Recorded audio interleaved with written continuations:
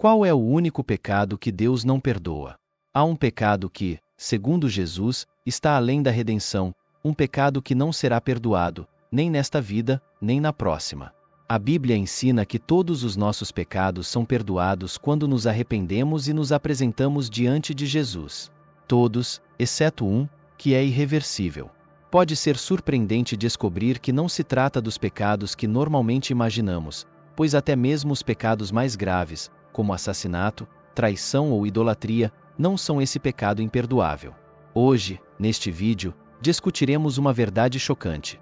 Jesus revelou uma advertência que surpreendeu seus seguidores e permanece como um dos ensinamentos mais misteriosos da Bíblia.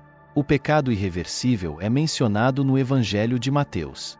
A história começa com um jovem que estava possuído por um demônio, o que o tornava cego e mudo. Preso na escuridão e no silêncio, ele foi levado até Jesus. Uma multidão observava o momento em que, em meio ao silêncio, a tensão no ar era palpável. Então, Jesus, com o poder do Espírito Santo, libertou o jovem da força maligna que o mantinha cativo. Os demônios fugiram, os olhos do jovem se abriram e ele falou pela primeira vez em anos, completamente curado pelo poder de Deus. Ao verem esse milagre, as pessoas ficaram maravilhadas. Algumas glorificaram a Deus, reconhecendo a obra divina diante de seus olhos, mas nem todos compartilharam dessa reação. Entre a multidão estavam os fariseus, que observavam com corações endurecidos. Em vez de reconhecerem a obra do Espírito Santo, começaram a murmurar entre si, com palavras cheias de veneno. Este homem expulsa demônios pelo poder de Beelzebu, o príncipe dos demônios. Esse comentário aparentemente inofensivo era, na verdade, uma declaração aterrorizante. Os fariseus não apenas rejeitaram Jesus, mas atribuíram seu milagre, um ato puro do Espírito Santo, a Satanás. Jesus, sabendo de seus pensamentos, não deixou passar o momento e, com uma gravidade que abalou a todos, declarou que todo pecado e blasfêmia serão perdoados aos homens, mas a blasfêmia contra o Espírito não será perdoada. Ele acrescentou algo ainda mais chocante. Qualquer um que falar uma palavra contra o Filho do Homem será perdoado, mas quem falar contra o Espírito Santo não será perdoado, nem nesta vida, nem na próxima. O pecado dos fariseus não foi apenas a rejeição de Jesus, mas a rejeição da própria essência de Deus, o Espírito Santo. Não é apenas um ato de ignorância ou fraqueza, é uma rebelião contra a luz. É ver o que é sagrado e chamá-lo de profano, testemunhar a obra do Espírito Santo e atribuí-la a Satanás. Jesus deixou claro para eles que seu poder não vinha de Beelzebu, mas do Espírito Santo, o mesmo Espírito que desceu sobre ele em seu batismo, guiou seu ministério e agora agia por meio de seus milagres. Ao negar essa verdade evidente, os fariseus não apenas rejeitaram Jesus, mas blasfemaram diretamente contra o Espírito que os guia e sustenta. Esse ato é mais grave do que qualquer outro pecado, porque atinge a própria essência do plano de salvação. É como se, ao rejeitar o Espírito, a pessoa fechasse as portas para o perdão e a graça que ele oferece. E é isso que torna esse pecado tão assustador. Não é que Deus não queira perdoar, mas que a pessoa que o cometeu chegou a um ponto em que já não consegue reconhecer o bem. Ela fechou o coração de tal maneira que a graça não consegue penetrar. Nas palavras de Jesus, havia uma realidade aterrorizante. Chega um momento em que o coração humano pode se endurecer tanto que não há mais espaço para arrependimento. Quando alguém chega a esse ponto, não é que Deus se recuse a perdoar, mas que a pessoa já não consegue receber o perdão. Seu coração foi selado por sua própria incredulidade e rejeição. Jesus continuou explicando que, embora palavras contra ele, o Filho do Homem, possam ser perdoadas, uma palavra contra o Espírito Santo não será perdoada. Essa distinção é crucial. Ao longo da história, muitos falaram contra Jesus, o incompreenderam ou até mesmo o rejeitaram, mas ainda assim encontraram o caminho de volta ao arrependimento. Considere o seguinte: o Espírito Santo é quem nos convence do pecado, nos leva ao arrependimento e nos revela a verdade de Deus. Mas quando alguém blasfema contra o Espírito, rejeita a única força que pode levar ao arrependimento. É como apagar a única luz em um quarto escuro, mergulhando em total escuridão. Jesus enfatiza a seriedade de suas palavras com uma distinção clara. Qualquer palavra contra o Filho do Homem pode ser perdoada, mas falar contra o Espírito Santo não será perdoado. Isso ocorre porque, Enquanto houver um fio de arrependimento, o Espírito pode trabalhar em nossos corações, mas quando rejeitamos deliberadamente sua obra, negando o que claramente vem de Deus, nos fechamos para a única esperança de redenção. Isso nos leva a uma reflexão profunda. Quantas vezes em nossas vidas estivemos à beira de resistir ao Espírito Santo? Talvez em pequenas decisões de dúvida, em críticas ao que não entendemos. Cada uma dessas vezes é uma oportunidade de nos abrirmos mais ou nos fecharmos para a obra de Deus em nós. Jesus não deu essa advertência para instilar um medo sem sentido, mas para nos mostrar o quanto é sagrado e vital manter nossos corações sensíveis à voz do Espírito, porque uma vez que essa porta se fecha, não há retorno. Muitos de nós, ao ouvir pela primeira vez sobre o pecado imperdoável, sentimos um aperto no coração. É um conceito que tem existido na mente dos crentes por séculos, e não é incomum encontrar pessoas se perguntando se, de alguma forma, cometeram esse pecado sem saber. A interpretação mais popular, que você pode ter ouvido em sermões ou lido em livros, sugere que a blasfêmia contra o Espírito Santo envolve simplesmente resistir à obra do Espírito Santo. Envolve não atender ao seu chamado, endurecer o coração e rejeitar a salvação que Deus oferece por meio de Jesus. Imagine, por um momento, estar na igreja ouvindo o chamado ao arrependimento, sentindo seu coração bater forte, mas ainda assim permanecer em seu lugar, imóvel, rejeitando o convite divino. É como se uma mão invisível o segurasse, uma mistura de medo e dúvida impedindo-o de dar o passo. Segundo essa interpretação, esse é o pecado imperdoável. Resistir repetidamente até que o coração se endureça tanto que já não pode mais responder ao toque do Espírito. Mas espere, porque a história não termina aí. A ideia de que essa rejeição constante é o pecado imperdoável contém alguma verdade, sim, mas não é toda a verdade. Muitos pregadores e professores enfatizam que o perigo está em dizer não muitas vezes e ignorar o chamado do Espírito até que, finalmente, Deus nos entregue a nossa própria incredulidade. Podemos rejeitar tanta graça que, eventualmente, Deus diz: tudo bem, tenha o que escolheu.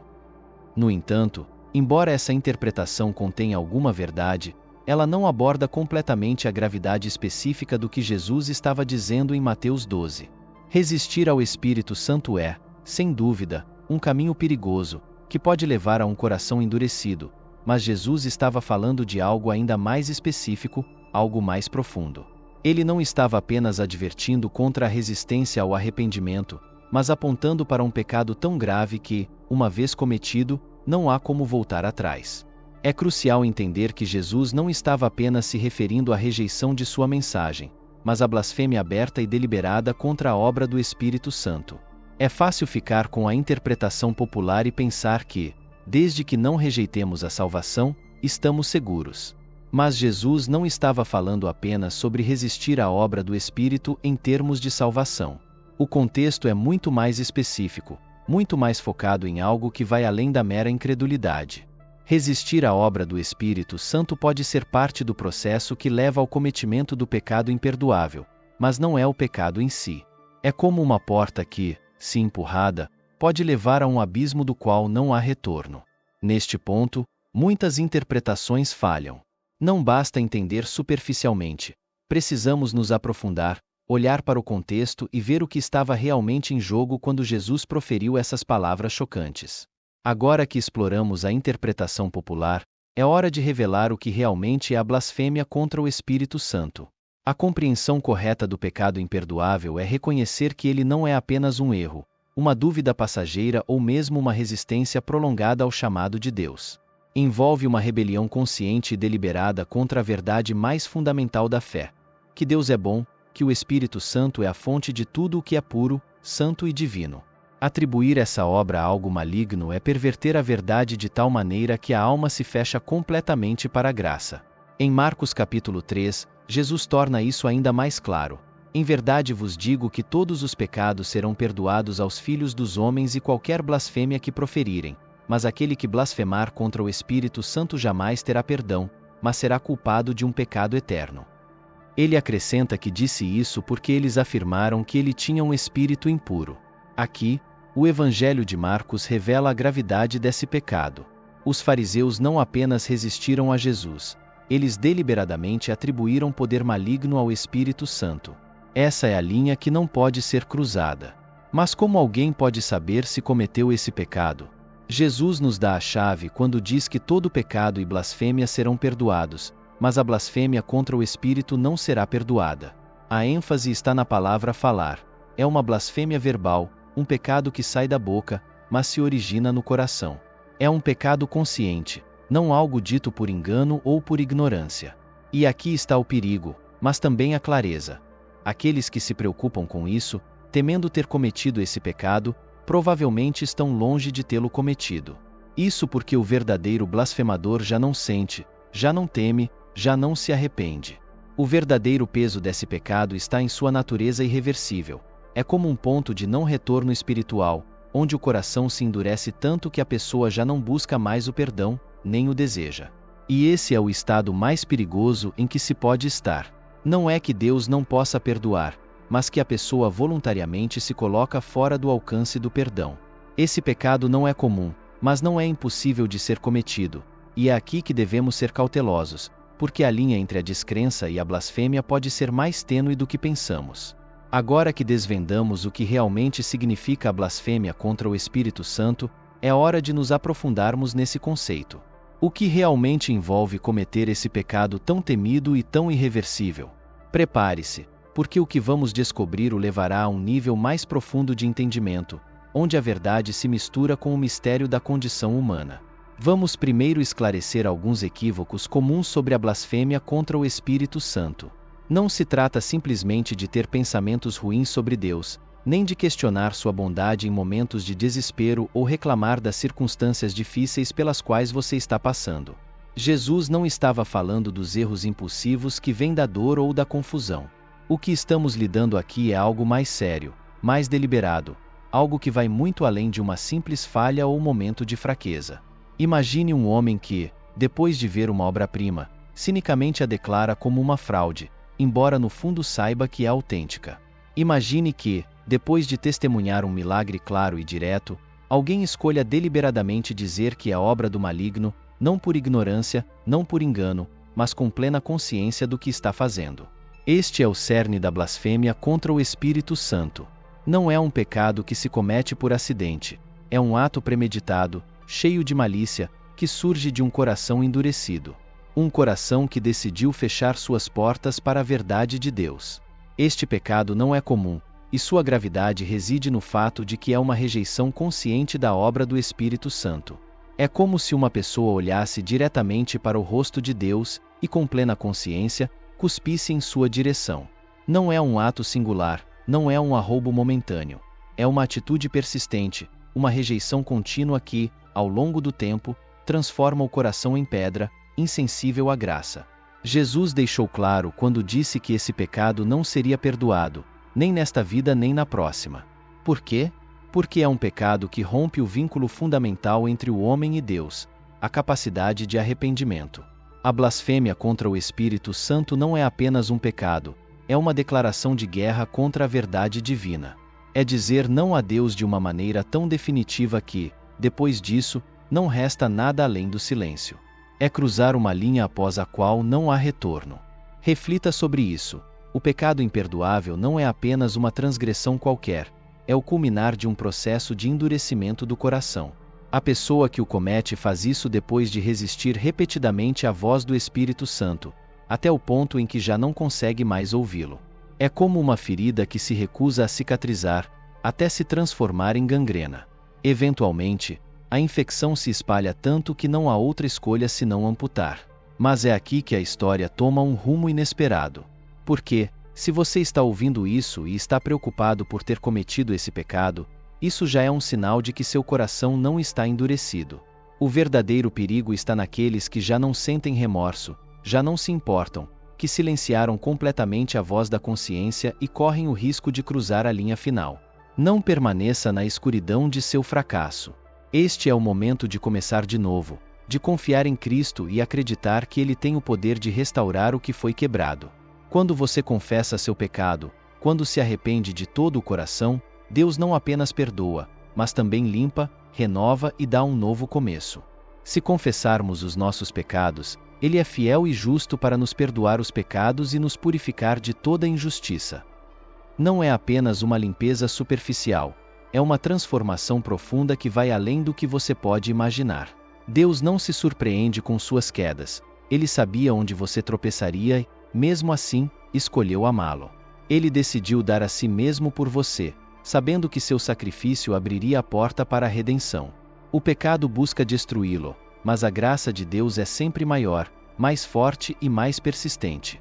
Agora que você entende a profundidade do amor de Deus e vê como Ele está pronto para restaurá-lo e dar-lhe um novo começo, é hora de colocar tudo isso em prática.